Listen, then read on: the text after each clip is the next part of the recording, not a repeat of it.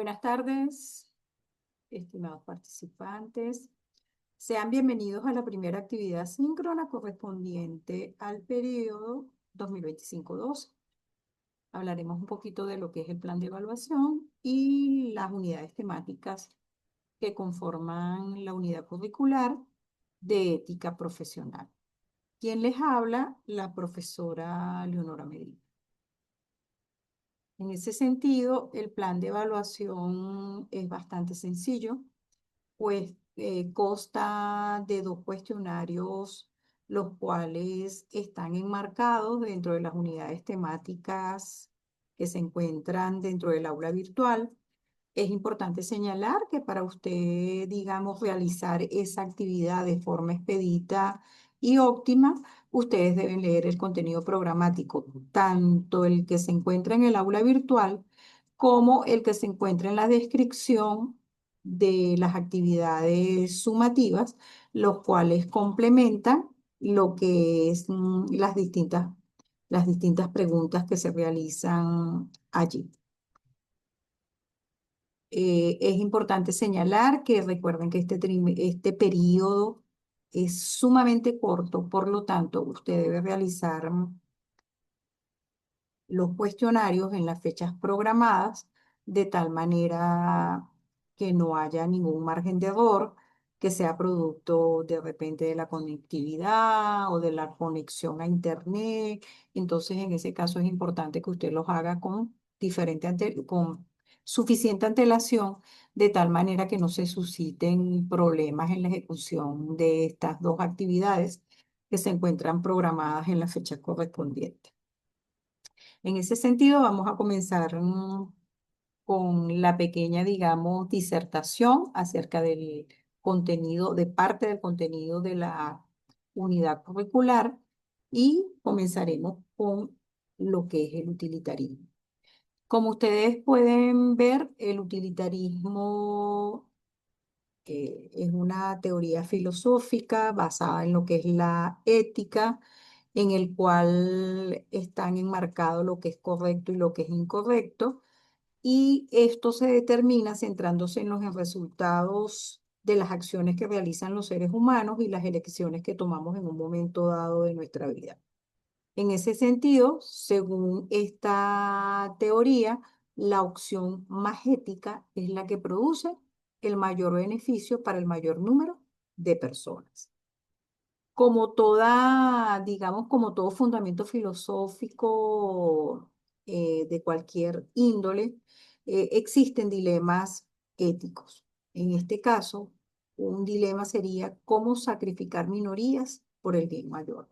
Entonces, muchas veces puede pasar que debido a, digamos, a los elementos que conforman esta teoría, se pueden presentar este tipo de dilemas en el cual se toman decisiones que a lo mejor no son las más adecuadas, pero debido al uso de esta teoría, señala que es la que produzca el mayor beneficio posible.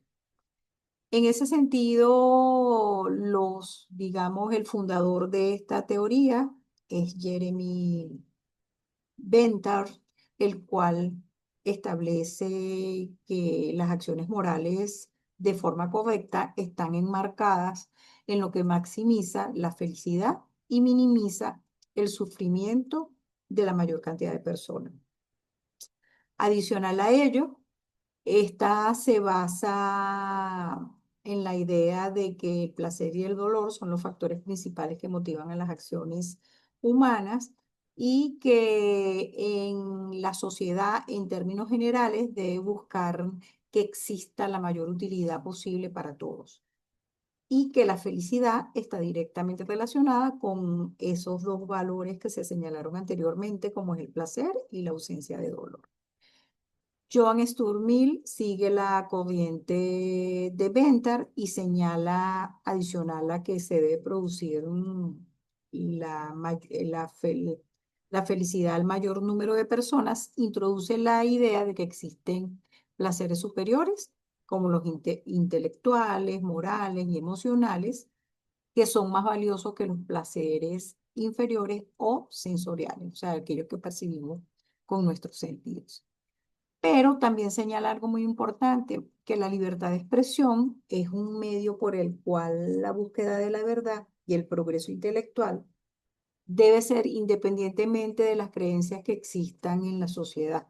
Cuando él habla de creencias dominantes, recuerdan que estas teorías se suscitaron en una época donde existían creencias, digamos, absolutistas acerca de, de la mayoría de personas que lo conformaban en cuanto a esas creencias dominantes o que prevalecían en la época. También reconoce la importancia de la educación para el desarrollo intelectual y moral de los individuos, así como también la promoción de la felicidad en general. Adicional a ello, señala que una injusticia se comete cuando se viola un derecho y este derecho, o sea, así sea el de una sola persona, debe ser protegido. Entonces, como ustedes pueden observar en ambos, digamos, en ambos autores o en ambos filósofos que defendían esta teoría, existen fundamentos que son similares pero no iguales. El John Stuart le aporta, digamos, otros valores a esta teoría, pero es importante señalar que a pesar de que ha pasado tanto tiempo desde que se puso en práctica, tiene sus detractores, pero también tiene personas que están de acuerdo con la esencia de lo que es la teoría del utilitarismo. Adicional a ello, dentro de lo que es la unidad curricular, tenemos lo que engloba lo que es la teoría de la justicia. En ese caso, su principal exponente es John Ball, en que él señala que la justicia está basada en lo que él denominó el velo de la ignorancia. Y adicional a ello, que está representado por dos principios, que es la igualdad de libertades básicas para todos, o sea que todos somos iguales, digamos, ante la ley. Y adicional a ello, que existe la posibilidad de desigualdades económicas solo si benefician a los miembros más desfavorecidos de la sociedad. Y lógicamente que señala que debe existir una igualdad de oportunidades para todos, o sea que todos somos iguales y que debemos tener todas oportunidades en lo que es la sociedad. También señala que los bienes que se consideran como derechos, libertades, oportunidades, ingresos y las bases sociales de la dignidad, y el objetivo de esta teoría es crear una sociedad justa, estable, que garantice la igualdad de consideración para todos. Entonces, fíjense que a pesar de que esta es una teoría diferente, más o menos está englobando también de que todos somos iguales y en ese caso tenemos los mismos derechos ante la sociedad o ante cualquier digamos, un dilema que se nos presente en la vida. Adicional a ello, tenemos lo que es la teoría del derecho, que la teoría del derecho es una rama de la filosofía que estudia los elementos fundamentales del ordenamiento jurídico y que esta teoría va a analizar es la estructura desde el punto de vista conceptual de las funciones y desde una perspectiva abstracta y filosófica. ¿Por qué? Porque se enfoca en cuestiones como la naturaleza del derecho, cuáles son las fuentes del derecho y la relación que existe entre las normas y la interpretación jurídica y la justicia que se le debe dar a todo lo que es el ordenamiento jurídico dentro de la sociedad. Y entonces, como ustedes pueden ver, la teoría del derecho está enfocada es hacia la parte filosófica del contenido de lo que debe tener el ordenamiento jurídico dentro de lo que es la sociedad. Tomando en consideración la teoría del derecho, se hizo acá una sinopsis de, digamos, de las diferencias que existen desde el punto de vista moral y desde el punto de vista de las leyes en la conceptualización de lo que es la ética. Cuando hablamos de moral, estamos hablando de la libertad humana que se rige por las leyes que dirigen el regular comportamiento de los seres humanos dentro de la sociedad, y esto tiene que ver con la interioridad de la moral. Pero cuando hablamos del derecho, estamos hablando de las leyes morales que regulan ese comportamiento del ser humano en la sociedad, pero en ese caso es a través de lo que son las leyes jurídicas, por eso se habla de lo que es la exterioridad del derecho. En cuanto a la moral, hablamos de que los mandatos morales se ocupan de actos internos del hombre, o sea, desde el punto de vista del sentir o desde el punto de vista de la percepción que se pueda tener de lo que es la bondad, la maldad, en ese caso, cuál es el proceder que tiene este ser humano dentro de la sociedad con plena conciencia de lo que realiza. Y cuando hablamos del derecho, estamos hablando de la ética enmarcada dentro de lo que son los mandatos jurídicos, que en ese caso van a regular esos actos exteriores de la vida del hombre. Por ejemplo, si usted, si hablamos desde el punto de vista contable, realizó un fraude desde el punto de vista, digamos, financiero, en ese caso, la ética está enmarcada dentro de los mandatos jurídicos que en un momento dado deben realizar con la aplicación de la ley a esa persona que transgredió la norma. Entonces, como ustedes pueden ver, en ese caso la ética tiene, digamos, una ponderación distinta en cuanto a lo que es la moral y lo que es el derecho. Es por ello que si hablamos de las teorías antes mencionadas, vamos a hablar de que esas son aplicables dentro de lo que es la profesión contable. Cuando hablamos del utilitarismo, estamos hablando de que los profesionales, en el caso de los contadores y de los administradores, deben medir las consecuencias de sus actos, en ese caso tomando en consideración las personas, el mayor número de personas interesadas en lo que tiene que ver con el ejercicio de la profesión y en ese caso con la sociedad en general. Cuando hablamos de la justicia, lógicamente es tomar en consideración cómo las decisiones financieras que en un momento dado nosotros podamos tener afectan a las partes involucradas, en ese caso a la empresa, a los clientes, digamos, a los empleados, evitando en este caso que esa minoría sufra en beneficio de la mayoría.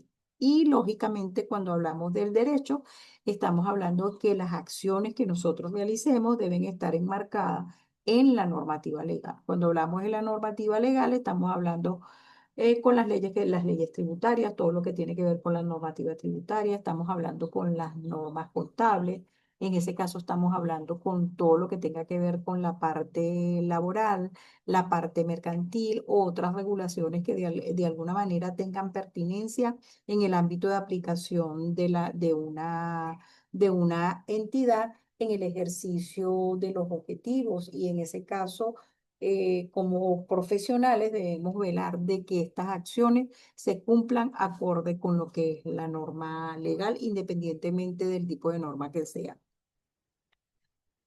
Cuando hablamos, siempre saco a colación lo que son los escándalos contables a nivel mundial y cuando usted se mete en la web, ve que hay cualquier cantidad de transgresiones que en el ejercicio de nuestra profesión cometemos, en términos generales. No importa que sean a nivel de Venezuela, porque recuerden que en uno de las actividades síncronas anteriores he hablado de digamos, los escándalos contables que se han suscitado a nivel de Venezuela, que muchos lo sabemos, que son las empresas de maletín, y en ese caso los fraudes que se suscitan desde el punto de vista financiero a través de, digamos, de las empresas estatales y todo ello. Pero hoy traigo a colación lo que son escándalos contables que se producen también a nivel mundial, porque muchas veces pensamos que los escándalos donde tú transgredes la ética profesional son solamente en Venezuela, ¿no? Es a nivel mundial. Entonces, en este caso conseguí estos que me parecieron notables, que hablan de un escándalo contable de un minorista brasileño denominado Américas Sociedad Anónima, que resultó en un desequilibrio de 4.000 millones de dólares en su balance. Imagínense ustedes, una gran cantidad de dinero y que este gira en torno a una práctica financiera comúnmente utilizada, pero poco conocida como financiación por proveedores. Entonces, fíjense que no solo en Venezuela, sino en otras latitudes, se transgrede la norma en el ejercicio de la profesión y entonces se cae en lo no ético.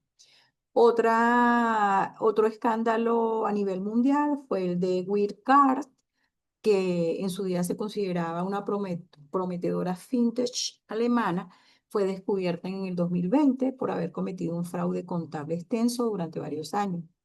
Sin embargo, a pesar de que esta empresa infló sus ingresos y beneficios, esto provocó un escándalo que la obligó a declararse en bancarrota.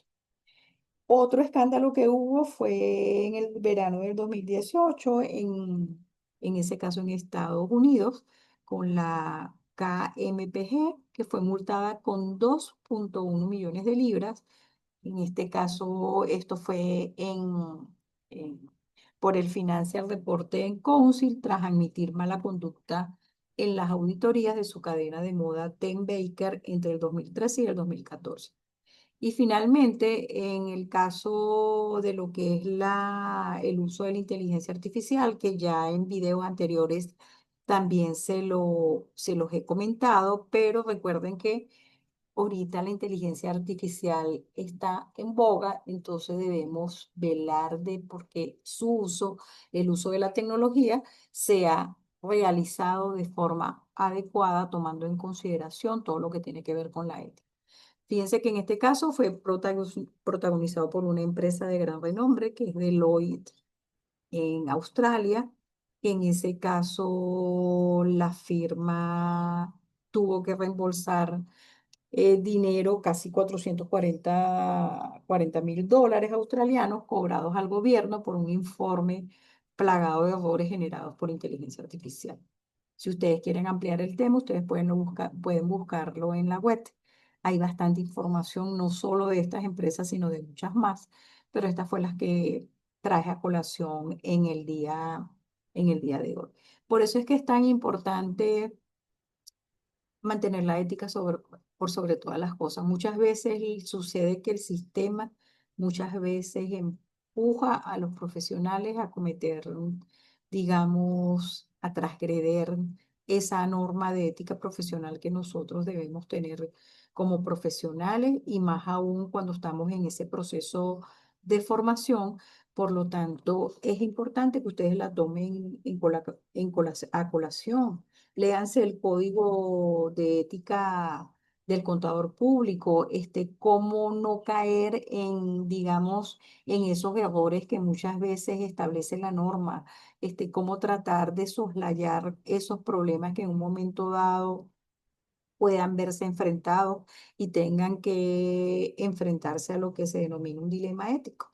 Es importante que ustedes se lean tanto la ley como el reglamento, que si ustedes lo comparan con el que existe prácticamente como que a nivel global, son muy similares, porque habla mucho de los procesos que se deben llevar a cabo, cómo se deben llevar a cabo y cuáles procesos se consideran que transgreden lo que es la norma de la ética profesional, y más aún cuando muchas veces dentro del ejercicio de la profesión tenemos, digamos, información, digamos, que no debe ser divulgada, que debe ser confidencial. Entonces, hasta eso tenemos que tener cuidado en no, digamos, dar a conocer información que se considera,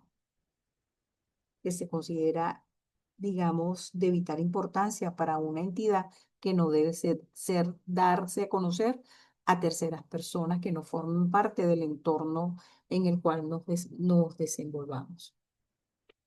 Para finalizar, cierro con las siguientes conclusiones, porque considero que engloban todo lo que hemos visto a lo largo de lo que les he explicado. y más aún cuando les he hablado de la responsabilidad que tenemos como profesionales con el uso de la inteligencia artificial, es intransferible. ¿Qué significa eso? Que siempre debe existir una validación por parte del ser humano. Siempre es una ecuación sin qua non. No todo dejárselo a los sistemas, porque muchas veces digamos que la inteligencia artificial no lo da todo. Siempre tiene que existir la parte analítica de este profesional y existe una responsabilidad legal sobre el trabajo que en algún momento vayamos a presentar utilizando estas herramientas, que lógicamente estas herramientas hay que utilizarlas, pero hay que tener cuidado con el uso de la tecnología y tener, digamos, las competencias necesarias para que este uso de la tecnología lo podamos hacer de forma expedita. Otra cosa que al pasar este tipo de eventos como los antes mencionados anteriormente, la reputación de este profesional se encuentra en juego. Un solo error puede tener consecuencias devastadoras, incluso para firmas con trayectorias impecables como lo que le pasó a Deloitte. En este caso, esto lo conseguí en la web, que me pareció interesante traérselos a colación, que señala lo siguiente. El verdadero desafío no es si usar o no la inteligencia artificial, sino cómo integrarla de manera responsable, ética y profesional en nuestros procesos de trabajo. Entonces, fíjense que en ese caso está señalando en la página web donde me metí, señala que la inteligencia artificial es una herramienta y que debemos usarla, porque no la podemos dejar de lado, es algo que está en el tapete, pero debemos saber cómo integrarla, porque si no, vamos a estar como digamos, la imagen que les coloqué allí, como que en la cuerda floja. No sabemos si nos vamos a mantener o vamos a caer. Por eso es que es importante que todos estos elementos que he traído a colación garantiza la transparencia y la confianza en los procesos internos o externos que realicemos en una entidad. Entonces, por ello que es importante que la práctica ética asegure la fiabilidad de la información financiera. Y en ese caso, esa información financiera, ¿para quién es vital? Para los inversionistas, para los acreedores y el público, pero por sobre todas las cosas, para la entidad donde nosotros estemos, que debemos tener lealtad y en ese caso tenemos que tener, digamos, los procesos bien claros en qué debemos decir y cuándo debemos, como quien dice, quedarnos callados. Entonces, por eso es que es importante la ética por sobre todas las cosas. Y es no solamente en la profesión contable, en todas las profesiones la ética profesional juega un papel de vital importancia. Si no hay ética, eh, eso significa que estamos perdiendo los valores. ¿Y esos valores dónde se dan? Esos valores se dan en la familia, en, en la educación que viene de nuestros hogares. Entonces es importante mantenerla por sobre todas las cosas. Eh, un gusto saludarlos. Nos vemos en otra oportunidad. Muchas gracias por su atención.